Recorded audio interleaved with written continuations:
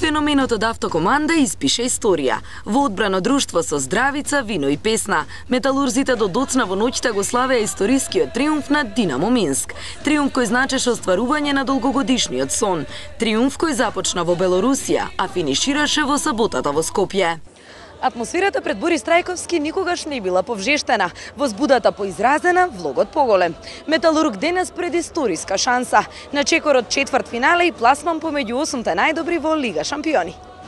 Токму поради тоа што беше толку важен, беше и екстремно тежок, повеќе психолошки отколку физички. Избраниците на Червар беа свесни дека треба да ја оправдаат довербата на клубот и публиката, која во саботата беше побројна и погласна од било кога.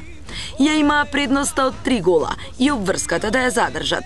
Противникот немаше што да изгуби. Започна агресивно и прилично доминантно. Го диктираше темпото и ја казнуваше секоја наша грешка.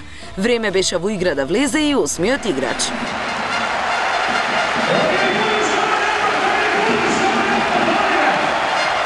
Се уште недоволно за пресврт, но таман за да не разбуди. 11-12 на семафорот и гол разлика за Динамо Минск после првите 30 минути. Добро е, меѓутоа има некоја тактика белорускиот тренер кој што малци ни кочи, меѓутоа ќе и победиме.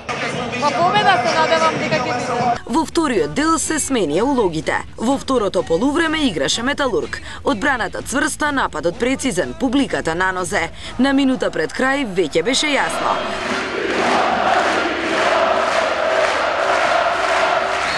Со 24:22 или вкупно 50:45, Металург официјално го трасираше патот до четвртфиналето.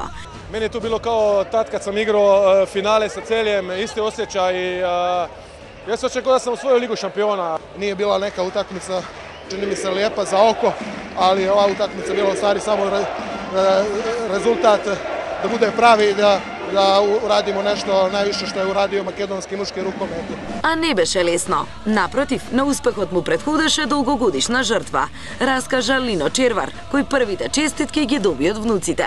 Malo ljudi znaju da smo se znali dizati u 2 ujutro da bi uštedjeli na kartama avionskim da idemo na put, da smo spavali po sjedalama na aerodromima, ali i jedan put smo možda jeli tog dana, ali to se sve isplatilo se za ovo što je danas da smo među 8 najboljih na svijetu. На сите им беше напнато, но него му беше најтешко.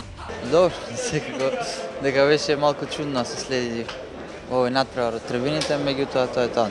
Кога ќе стивне еуфоријата од теренот, настапува тишината на соблекувалната. Совршено место за анализа. Teška utakmica na vistina, psihološki predsjed teška. Ne država во неизвестност Динамо Минск. Покушали неким својим ритмом да насловиме, меѓутоа вратили смо се у другом полувремену. Се надевам дека нема да е Барселона. Може Киелце, покажаме дека може да играме со нив. Па може, ако може, мислам дека Фукс е Берлин. Пред да се случи дрепката утре, се случи рутинската пресконференција, а на неа најемотивниот момент од целата оваа успешна приказна. Кога сите очекуваа насметки и шампањ, Вукринец им сервираше солзи.